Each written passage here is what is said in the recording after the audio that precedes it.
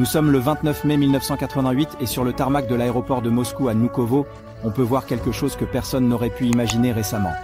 L'avion présidentiel américain Air Force One. En sort le président Ronald Reagan avec sa femme Nancy.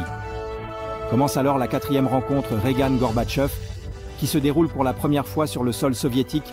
Les dirigeants suprêmes de l'Union soviétique et des États-Unis y signeront un traité sur la réduction significative des missiles nucléaires à courte et moyenne portée. Mais une autre chose est encore plus importante. Il est évident que la guerre froide entre les deux pays, qui a déterminé les événements sur notre planète pendant 40 ans, est terminée. Bien qu'à première vue cela puisse sembler être un match nul acceptable pour les deux parties, c'est en fait le contraire. En réalité, c'est une victoire écrasante pour les Américains, ce qui sera bientôt confirmé par l'effondrement de l'Empire soviétique en Europe de l'Est et ensuite par la disparition de l'Union soviétique elle-même.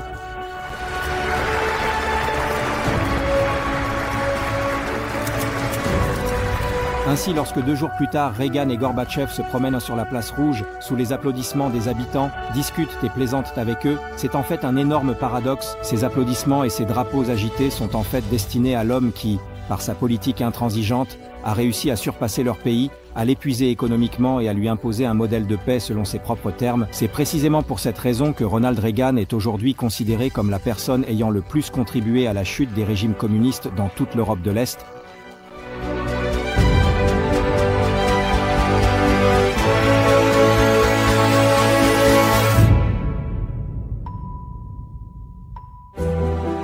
Il est né à Tampico, dans l'État de l'Illinois, entouré de champs de céréales. Son père buvait et était souvent au chômage, sa mère était très pieuse. Ronald était le cadet de 3 fils. À l'école, il était excellent élève, appliqué, mais n'avait jamais beaucoup d'amis. Il a terminé ses études secondaires et son baccalauréat à l'Université de l'Illinois, puis a commencé comme reporter radio dans l'Iowa voisine. C'est là qu'il a bien utilisé son talent de conteur qu'il avait depuis l'enfance. Il commentait par exemple les matchs de baseball uniquement à partir de bribes d'informations qu'il recevait par télégraphe et imaginait le reste de manière vivante. On raconte qu'une fois, lorsque le télégraphe est tombé en panne, il a complètement inventé le déroulement d'une assez longue partie du match. En 1937, il était en voyage d'affaires en Californie et a passé un essai devant la caméra dans les studios Warner Brothers et il a réussi. C'était un bel homme, avec une silhouette sportive, une voix agréable, une bonne présence et un sourire charmant. Il a ainsi obtenu son premier rôle la même année dans le film Love is on the Air et a joué progressivement dans une 60aine de films. La plupart de ses personnages étaient des héros sympathiques. Certains de ses films ont connu du succès à leur époque, mais il n'a jamais été nominé pour un prix cinématographique important, contrairement à sa première femme, Jane Wyman, qu'il a rencontrée en 1938 lors du tournage du film Brother Red. Elle a progressivement remporté un Oscar et 3 Golden Globes.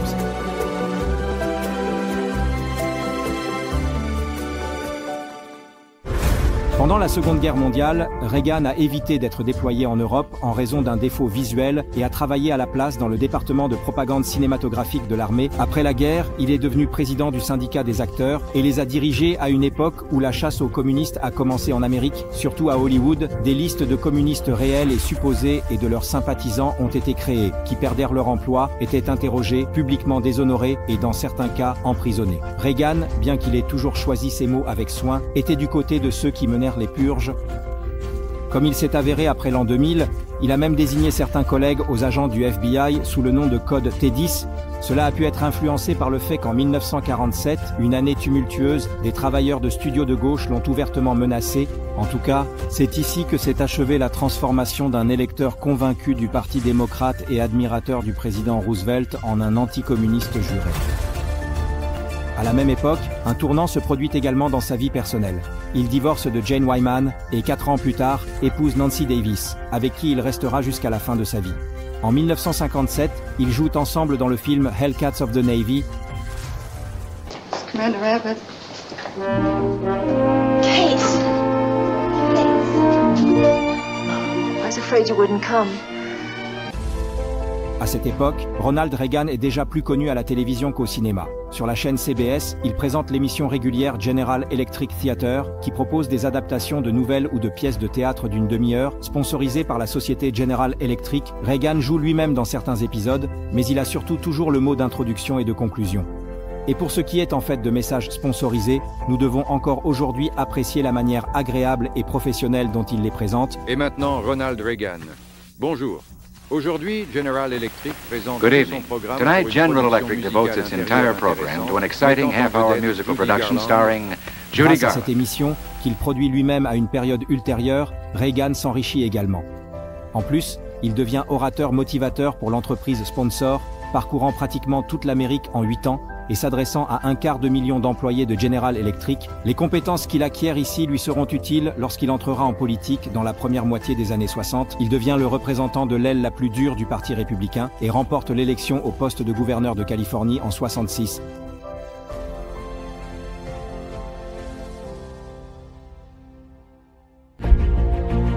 Après son élection, il agit de manière très ferme et se fait également beaucoup d'ennemis. Probablement le plus lorsqu'il réprime par la force les manifestations à Berkeley en 69.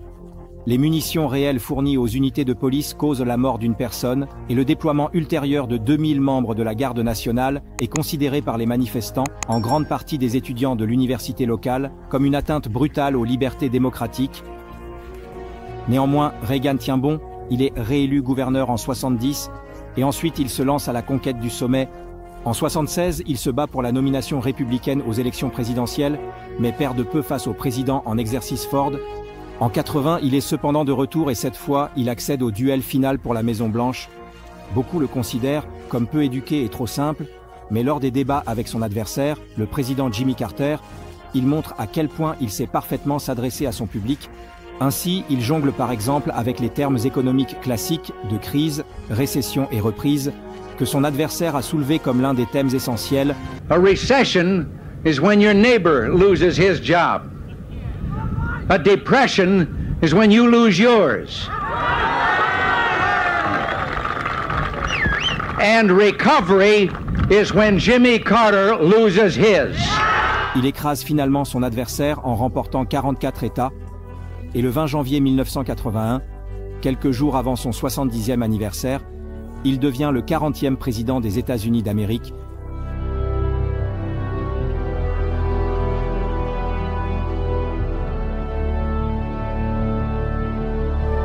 Lors des élections suivantes, il défend son mandat présidentiel.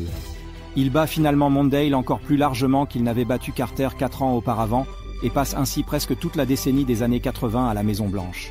Bien qu'il soit au départ très sous-estimé, il montre très vite qu'il est un politicien ayant une vision très claire du monde qu'il veut promouvoir et n'hésite pas à en assumer la responsabilité ou à être critiqué pour cela. Lorsque les contrôleurs aériens décident de faire grève en Amérique, ils en licencient 11 000 et les remplacent en partie par du personnel militaire. Les scénarios catastrophiques ne se réalisent pas et il célèbre un grand succès. Il introduit également une toute nouvelle politique économique, connue sous le nom de Reaganomics. Il réduit drastiquement les impôts, notamment pour les plus riches, ce qui déclenche une forte croissance économique. Cependant, avec les coupes dans les programmes sociaux, cela entraîne également une inégalité croissante entre les Américains riches et pauvres. Les experts débattent encore aujourd'hui pour savoir si le modèle économique de Reagan était d'une certaine manière génial, ou si c'est lui qui a causé de nombreux phénomènes négatifs à l'avenir, notamment l'énorme augmentation de la dette publique. Il y a eu aussi des scandales flagrants. Le plus célèbre a été la découverte que le gouvernement de Reagan vendait secrètement des armes à l'Iran ennemi, malgré l'embargo international, et finançait avec l'argent obtenu des groupes rebelles combattant le gouvernement de gauche au Nicaragua. Reagan a cependant surmonté cette affaire qui aurait pu briser un autre. Ce n'est pas pour rien que sa manière et même sa nonchalance, avec lesquelles il a su balayer tous les sujets désagréables, lui ont valu le surnom de président en téflon. Peut-être les moments les plus difficiles qu'il a vécus sont survenus 69 jours après sa première investiture. À cette époque, un jeune homme de 26 ans, John Hinckley, mentalement malade, a tenté de l'assassiner pour attirer l'attention de l'actrice Jodie Foster, dont il était platoniquement amoureux. Il a tiré 6 balles sur le président, le blessant gravement, ainsi que 2 membres de la sécurité et le porte-parole de la Maison-Blanche, Brady. Reagan avait un poumon perforé, mais après l'opération, son état a commencé à s'améliorer rapidement. Et cet homme a été déclaré non coupable en raison d'aliénation mentale et en effet interné dans une clinique psychiatrique, d'où il a été libéré après 35 ans, en 2016. Il s'est passé beaucoup de choses sous le gouvernement de Reagan, mais rien de tout cela ne peut être comparé à sa politique envers la deuxième superpuissance de l'époque, à savoir l'Union soviétique. Il n'a pas hésité à le qualifier publiquement d'empire du mal et a complètement abandonné la voie de la diplomatie prudente et des concessions suivies par ses prédécesseurs. L'un de ses conseillers se souvenait plus tard avoir entendu pour la première fois de Reagan l'expression « gagner la guerre froide ». Jusqu'alors, personne n'avait pensé en ces termes, et Reagan a pris cela à sa manière. En simplifiant, il a décidé de déclencher une telle frénésie d'armement qu'elle mettrait l'Union soviétique à genoux économiquement. Sa tâche était facilitée par le fait qu'à Moscou, il était considéré dès le début comme un tireur imprévisible et capable de tout.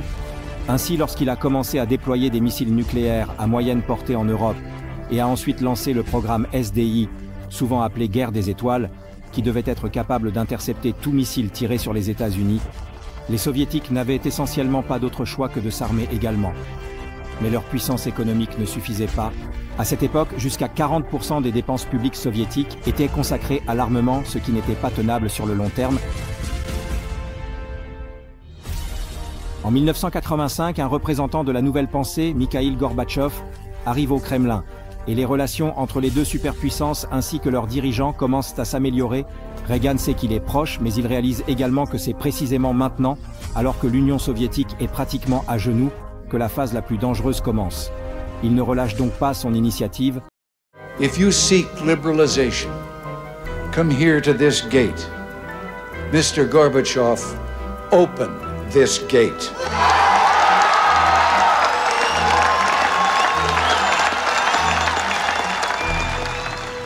Mr. Gorbachev, tear down this wall.